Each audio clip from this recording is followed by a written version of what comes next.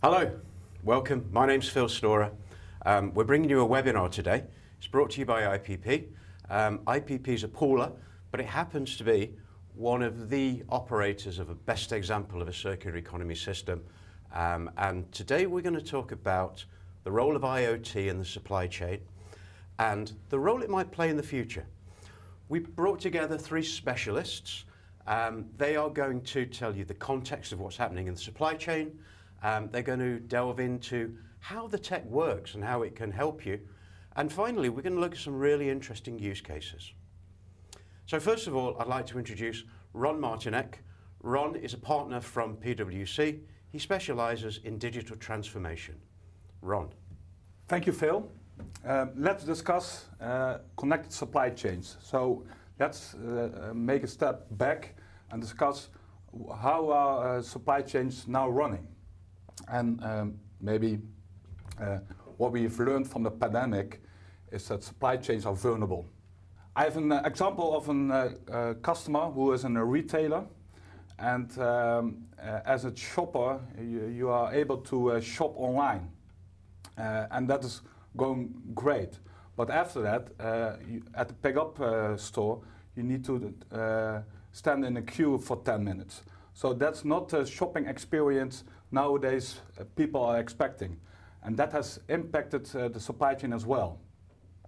So the supply chain is this moment vulnerable. And not only around the pandemic, but because we see some tension in the economic. We have seen some price and tariffs increasing developments.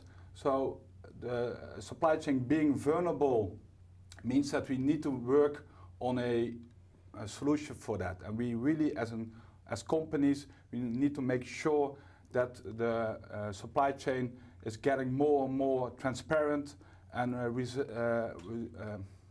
is getting more and more transparent and resilient to make sure that the supply chain is flexible. And as a company, you are not doing that alone. You need to have other stakeholders in the supply chain to make sure that your supply chain is that resilient. And what we have learned nowadays, that real digital champions in the supply chain are able to make a connected supply chain. Connected supply chain means that they are able to connect all different stakeholders within the supply chain, from vendor to customer to warehouses, to make sure that it's transparent and you can make sure that the stocks and the order flows are monitored real time. And how do we do that? What we see in practice, there are three ways. Collect data, connect data, and put intelligence to it. What I mean with collecting data is we see a lot of sensor-driven automation at this moment. Material which are being sensorized and making sure that measure is monitored, dwell times are monitored, track and trace, geolocations, etc., etc. Those data is connected to each other, not only within the company, but with all your stakeholders around the supply chain. And it makes really impact if you translate those connected data into business value. So imagine the intelligent tower that you as a company have an oversight over your supply chain and make sure that all the dots are connected and you are an orchestra within the supply chain. Those are real real use cases which digital champions are nowadays putting in practice. So those are really interesting developments in the future. But what we see nowadays still is a lot of legacy information, legacy systems throughout companies.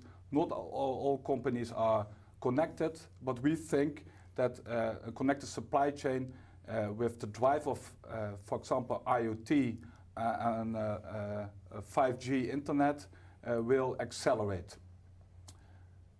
But it has an impact. the connected supply chain. And what is the impact on you as an organization?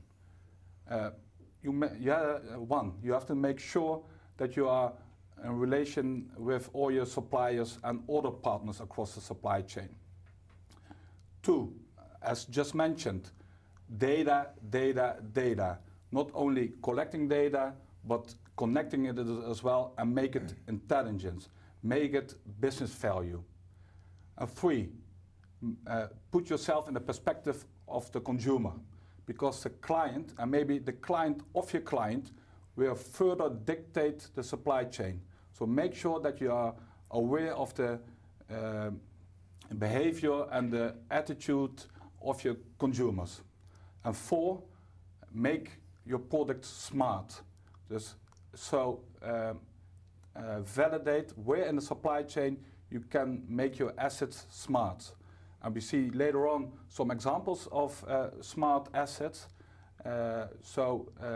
Check where you can make sure that you are more efficient and more effective in the supply chain. So those four factors have impacted connected supply chain. Fantastic, Ron. Thank you very much. Great insight into what's happening. Just a question, if I can. Sure. As an Englishman, I'm keenly aware that my plug doesn't fit into the socket in Europe, and I drive on the wrong side of the road, or some might say the right side of the road, actually. But how do you see the transition to connectivity so that we can have one true standard that everyone can work to? Yeah, that's a 1 million question, Phil, to have one standard. Well, we see a lot of connectivity standards in the marketplace, but what we see that some, let's put them as a low power area network technology is coming in, like 5G. And my opinion is that 5G will be an accelerator for having more and more standards around connectivity.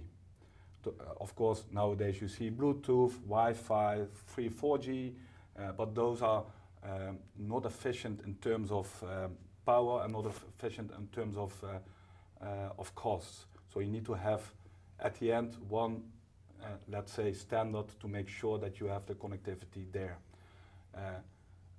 And in the meantime, I think you will have a more mixed of connectivity there, and that's not a problem. But you need to make sure that you can scale up your assets on that. So that will be a challenge. So from the period where we are now to a full 5G or 6 or 7 or 8G world.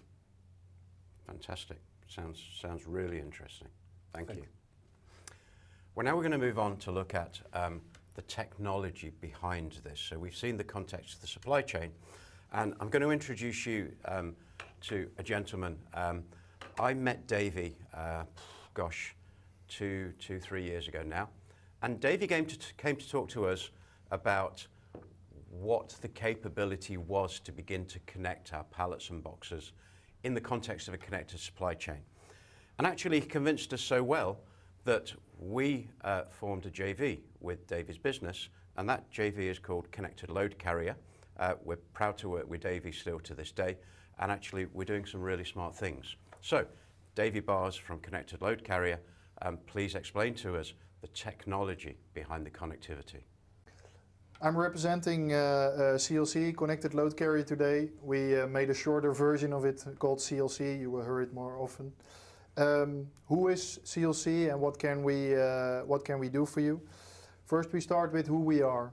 It's a company that is founded by two partners.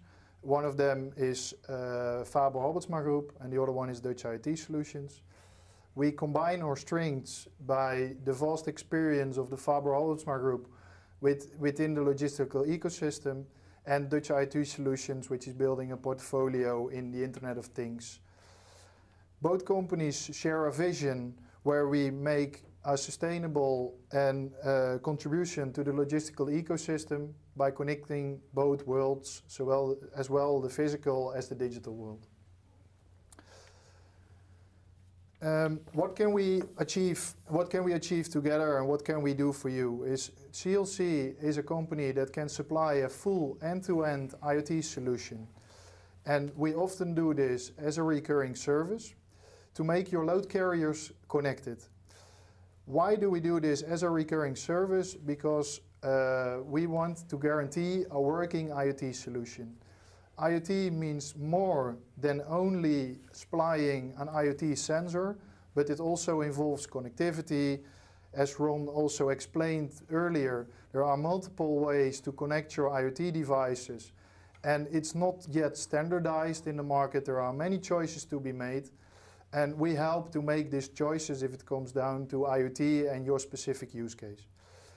Besides this, we also help you with data visualization and data handling, because the end result is never only an IoT sensor. It's also what do you do with the data that's collected. And of course, how does your organization work with IoT? We need some training, do you need support, how do you install the modules, is all subjects to think about. Of course, we are there to service and support at the end and help you make it successful. Let's zoom in to the modules itself and the specifications and the features that we can supply you with. One of the things that we create are our IoT modules.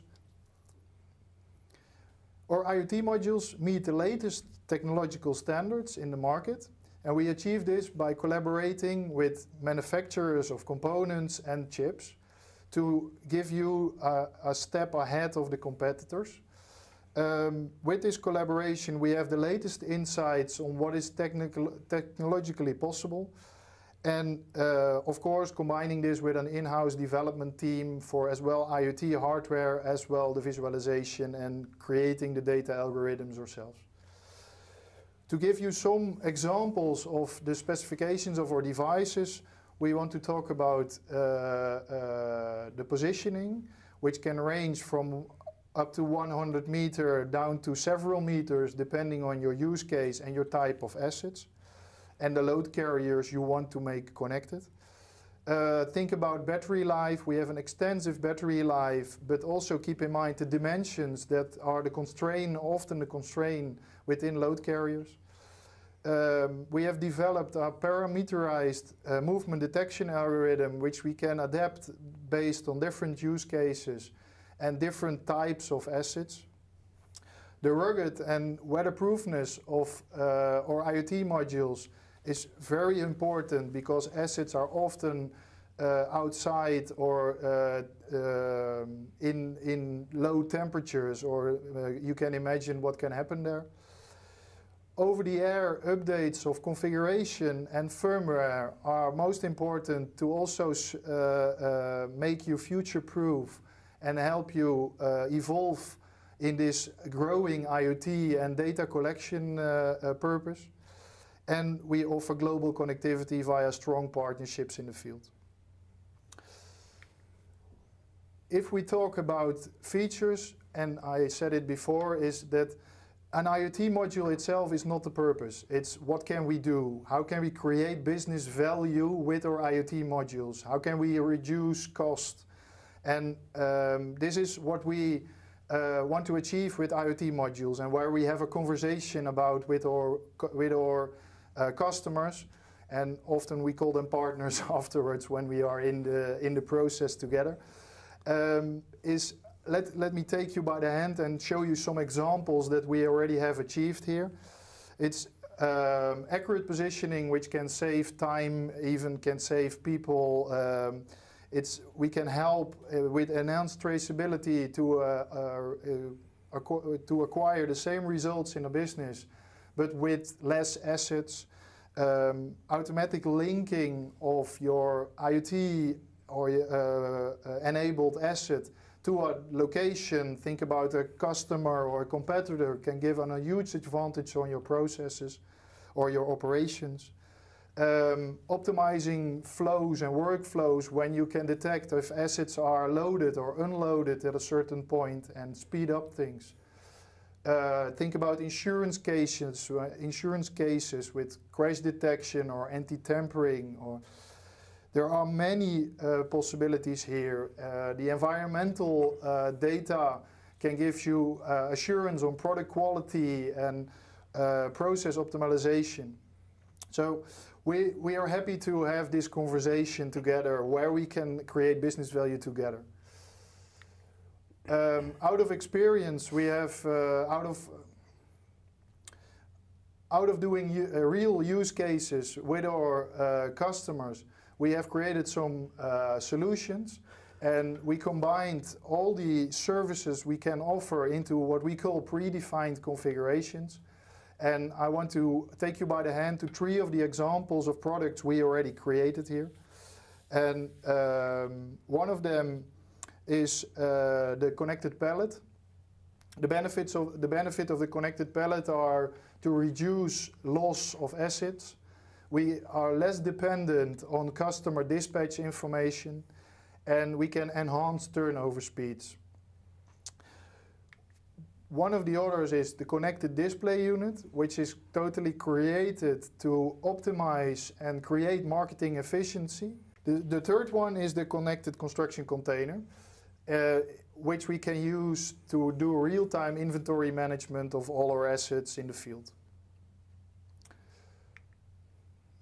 Thanks. Brilliant. Thanks, Davey. I like the fact that in your presentation you went from the technology more towards real-world examples.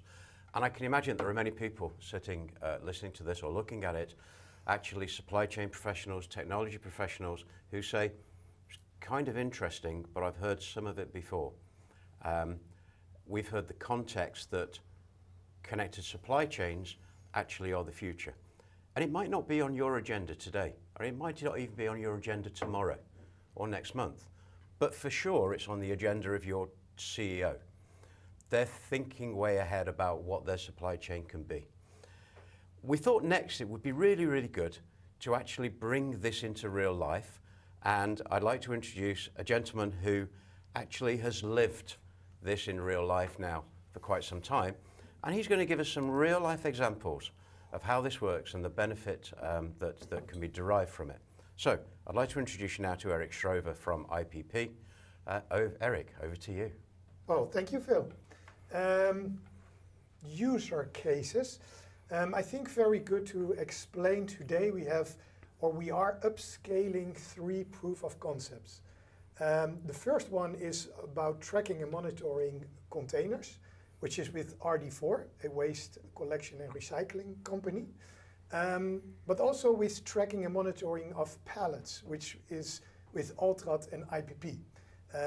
A industrial company, Ultrat, and a pooler, FMCG. All 3 projects are currently focusing on tracking and tracing of load carriers throughout the supply chain.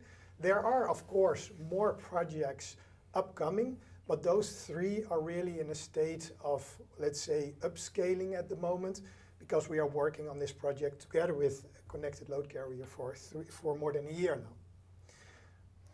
On digitalization of load carriers, we as IPP, besides the investment done in Connected Load Carrier, we also worked with the market, with retail, with industry, and with GS1 in Germany to develop a smart box, a digital foldable, collapsible box in the supply chain.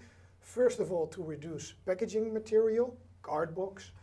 Secondly, to improve productivity, but most important also to make the supply chain more transparent. And also as such, to make the administrative burden more easy to work with. And that's also currently in the field in Germany and also in an upscaling modus. Maybe lessons learned internally, because doing a project like this is not easy. Putting a tracker on a pallet or putting a tracker on a load carrier, well, that's not the most hardest part. But during the projects which we are running today, we were focusing on mostly 3 elements. First of all, the positioning. When you have different collection points in the same area, it becomes a challenge, at least, to really connect the load carrier to the right location. So it really needs a lot of intelligence on the data, but also intelligence on the IoT device, really to make sure that the right asset is connected to the right location. Battery life, well, a challenge in itself. If you look throughout the seasonality in the year, sometimes it's hot, sometimes it's cold, and that affects the battery life of the tracker. So in this project, and also the lessons we learned, a lot of investigations has been done in choosing the right battery to make it work, to have at least a couple of years battery life to track an asset. Robustness, really acting in a real life environment is also funny to look at, because basically we thought we were there, but when we started to upscale this project, suddenly we lost trackers and we were thinking, what is possible? What went wrong? But actually what went wrong was really easy. In the production or the repair centers, they started to connect this load carrier to the load, or the IoT device to the load carrier, but in such a way they just nailed the tracker completely to the load carrier and through the IoT device. And then we lost the IoT device. And it sounds crazy and it sounds like easy, but it's the lessons learned when you start investing in these technologies. So from an operational point of view, from a location point of view, but also from a lifetime point of view. Lessons learned with our customers, more external. Well, you get a lot of data. And when you get this data, you suddenly feel like, wow, we see a lot of things happening in the supply chain. But like Ron already explained, what is the value for you? So what makes it for you interesting to see? And that's what we learned as well in those 3 projects, is really to start small, really on just a couple of trackers, and start building this dashboard together with customers, really to see, what do you want to see? Do you want to see dwell time, rotation? Do you want to see locations? And do you want to see if a tracker is in a blacklist location or a whitelist location? So those kind of things are, let's say, in progress when you start a project like that. But believe me, you need to start small, because before you know it, you end up with big data, and then you lost a little bit, you lose track of the value of the assets. In the end, we strongly believe in the connectivity of load carriers. Focusing today on traceability, really tracking and monitoring load carriers throughout the supply chain, making really a transparent ecosystem over different kinds of individual companies. That's our main focus. But of course, there's a lot of more possible, like Davey already explained. And I think you see already some features on the slides. So you can expect more from us. So to be expected. Thank you very much, Phil. Erik, a question from my side. What we see nowadays, digital champions are using data for making the supply chain not only transparent in ways of making it more effectively or efficient, but using the data to making more impact for environmental or societal. They are not using the data only for making the supply chain transparent in terms of effectively and efficient supply chain, but to make impact on societal and environmental issues as well. What's your reflection on that from EPP perspective? Yeah, a good question. I think what we see with the data we have today, first of all, it's an optimization part. So really making different flows available for, let's say, others, for stakeholders, which they can optimize, for example, transport. What we also see is that we can indeed reduce, for example, the size of the pool. So really less assets needed for the full supply chain. But I think most important is the connection with the product in the end. So we are also working with some companies to see if we can connect the pallet, the load carrier, to the product, and then give some insights on, for example, the full supply chain, the temperature in this supply chain, but also the time the product is moving from factory to consumer. And that in itself can reduce waste as well. And there is a lot of waste in the supply chain. So it's about waste management, it's about optimization of supply chains in transport, but also utilizing pools in a more efficient way, really to reduce the number of assets, improve the volume which is being shipped with it. So yeah, it makes impact, carrying impact, as IPP does. Ron, great question. I think it's easy to forget the sustainability and environmental impact of what we're talking about here. And Eric, thank you for your answer. It's time to wrap up this part of it, but I want to leave you with a couple of thoughts before we finish. Number one, this subject is absolutely on the agenda of your chief executives. It may not happen tomorrow, we know that, but the reality is we started off this webinar with a picture of an empty pallet. It was an empty pallet, by the way. It was a particularly fine pallet, I might add, but it wasn't really an empty pallet because it was a vessel for data and supply chain intelligence. And it could be your supply chain that we're talking about, and it was also a way of a signal, if you like, that this will be the start of the transformation digitally of supply chains. So we've gathered together 3 experts in this field, specialists, and we've heard the context of supply chains, of how digital connection is coming. And for sure it is. And you need to take part in it, we need to take part in it, and we also learn the technology behind it. And we also learn some interesting use cases and also some lessons about how we got to where we are today. But for sure, we can't ignore this. So once again, thanks guys for your time, truly appreciate it. Hopefully everyone thought that was insightful. The next part of the webinar is a Q&A. The Q&A is going to be via a chat function. So if you've got some questions for these guys, there are no dumb questions, by the way. If you've got some questions for these guys, get typing, we'll direct it to the most appropriate individual and we'll give you some answers. So guys, thank you for taking part today. Thanks for listening. Thanks for putting up with us. But also, please take the opportunity to participate and ask some questions. Thanks again.